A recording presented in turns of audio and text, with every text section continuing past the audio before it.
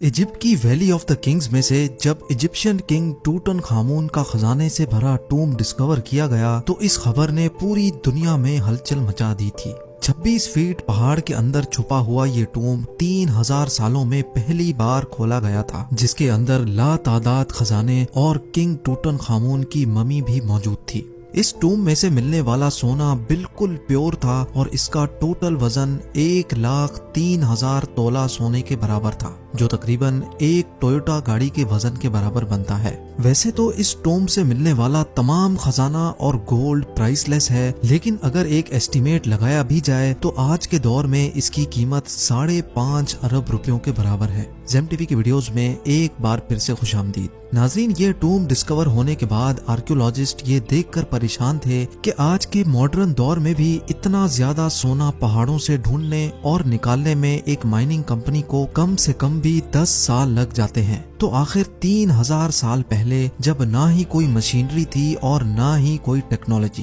तब ancient Egyptians ने ये सोना निकाला तो आखिर कैसे और कहां से? फ्रेंच गोल्ड एक्सपर्ट थॉमस फॉशर अपनी टीम के साथ इस मुश्किल तरीन चैलेंज का राज जानने के लिए मैदान में उतर आए।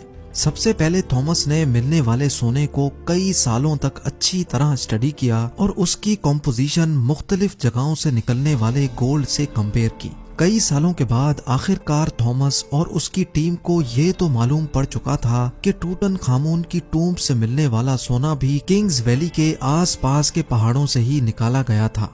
अब चैलेंज था वो पहाड़ ढूंढने का जहां से एंशिएंट माइनर्स इतना ज्यादा सोना निकालते थे। लेकिन ये टास्क कोई हल्का फुल्का टास्क नहीं था। किंग्स वैली के गिर्द हजारों पहाड़ मौजूद हैं और ये जानना कि सोना कौन से पहाड़ से निकाला जाता था, ये वाकई एक इंतहाई मुश्किल तरीन काम था। फ्रेंच गोल्ड एक्सपर्ट थॉमस फॉशर अपने एक आर्कियोलॉजिस्ट दोस्त के साथ मिलकर किंग्स वैली से 80 किलोमीटर दूर एक सहरा में पहुंच गया। क्योंकि इस डेजर्ट में कई ऐसे पत्थर मौजूद हैं जिनके अंदर सोने के जर्रात छुपे हैं, इसी वजह से उनका मानना था कि अगर टूटन खामून की टूम से मिलने वाला सोना भी इसी डेजर्ट से निकाला गया था तो यहाँ माइनिंग ऑपरेशन के कोई न कोई निशानात जरूर मिलेंगे। ये सहरा 1,36,000 स्क्वायर किलोमीटर तक फैला हुआ है, जहाँ गर्मी और पानी की शॉर्टेज की वजह से जिंदगी ना होने के बराबर है। थॉमस का मानना था कि इतना ज्यादा सोना अगर इसी सहरा के किसी पहाड़ से निकाला गया होगा तो जाहिर है उसमें काफी ज्यादा मैन पावर भी लगी होगी।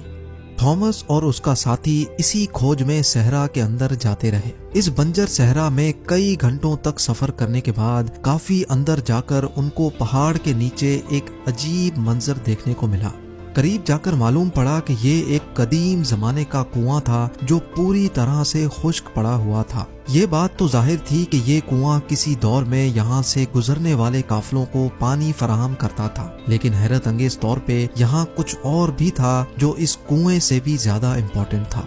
जी हाँ, थॉमस और उसके साथी को यहाँ एक पुराना कमरा भी बना हुआ दिखा जो अंदर से एक इबादतगाह का मंजर पेश कर रहा था। इस कमरे की दीवारों और छत पर काफी मेहनत से पत्थरों पर कार्विंग करके पेंटिंग्स बनाई गई थी। जब इस आर्ट वर्क को गौर से देखा गया तो इसमें एक ऐसा राज छुपा था जिसको देखकर यकीन करना मुश्किल था। थॉमस के साथ आया दोस्त जो कि एक आर्कियोलॉजिस्ट था, उसने बताया कि इस पेंटिंग में वही राज छुपा है जिसकी तलाश में हम लोग निकले हैं।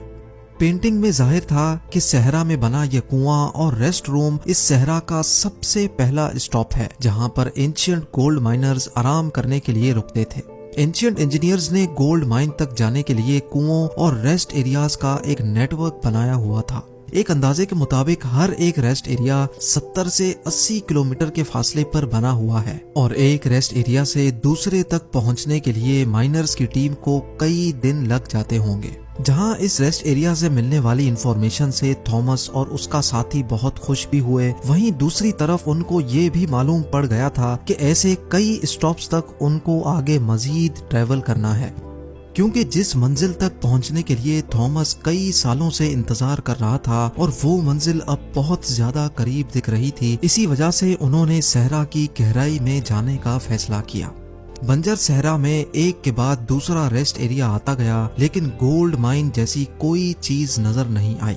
आखिरकार पूरे 2 दिनों के बाद थॉमस को एक पहाड़ के किनारे पड़े ढेर सारे पत्थर दिखाई दिए।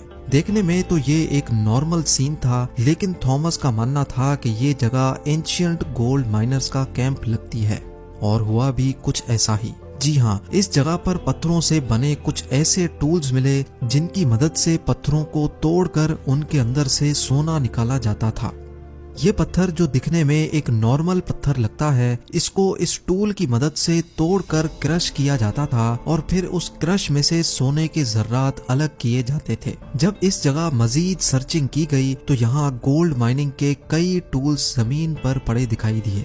क्योंकि थॉमस को एंशिएंट गोल्ड माइनिंग टेक्निक्स के बारे में काफी ज्यादा जानकारी थी, इसी वजह से उसका मानना था कि एंशिएंट माइनर्स इन पहाड़ों को खोद खोद कर इनमें टनल्स बनाते थे।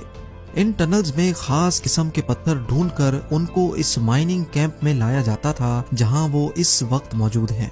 माइनिंग कैंप में मौजूद माइनर्स की दूसरी टीम इन पत्थरों को क्रश करके इनमें से सोना निकालती थी और फिर वो सोना किंग्स वैली में भेजा जाता था। थॉमस को एक एंशिएंट गोल्ड माइनिंग कैंप तो मिल चुका था, लेकिन अफसोस इस बात का था कि जिन टनल्स की वो बात कर रहा था, ऐसा एक भी टनल उसको दिखाई नहीं दिया। शायद हजारों साल पहले खोदे गए टनल्स कमजोर थे और अर्थक्वेक्स की वजह से कोलैप्स हो चुके थे। एक्सपर्ट्स का मानना है कि गोल्ड माइनिंग का ये तरीका बहुत ही ज्यादा मुश्किल है। अगर उस दौर में 100 लोग एक हफ्ते तक गोल्ड माइनिंग का काम करते होंगे तो उसमें से वो सिर्फ 1 स्पून गोल्ड का इकट्ठा कर सकते होंगे। यानी ये कहना बिल्कुल भी गलत नहीं होगा कि टूटनखामुन की टूम से मिलने वाला गोल्ड माइन करने में हजारों एंशिएंट माइनर्स एक ही वक्त में काम करते थे, लेकिन फिर भी उनको ये टास्क कंप्लीट करने में कई साल लगे होंगे। माइन किया गया सोना छोटे छोटे जर्रात की फॉर्म में किंग्स वैली में भेजा जाता था, जहां पर एक अलग टीम उनको मुख्तलिफ शेप्स में ढालती थी, जिसमें टूटनखामुन का death mask, coffin, statues, jewellery, chairs और गोल्ड चैरियट भी शामिल था। 1922 में जब हॉवर्ड कार्टर ने ये टूम डिस्कवर किया था, तब उसमें 5000 मुख्तलिफ किस्म की चीजें मौजूद थीं। इन तमाम चीजों का कैटलॉग बनाने में ही ब्रिटिश आर्कियोलॉजिस्ट को पूरे 10 साल लग गए थे। उम्मीद है ज़ेम टीवी की ये वीडियो भी आप लोग भरपूर लाइक और शेयर करेंगे। आप लोगों के प्यार भरे कमेंट्स का बेहद शुक्रिया। मिलते हैं अगली शानदार वीडियो में।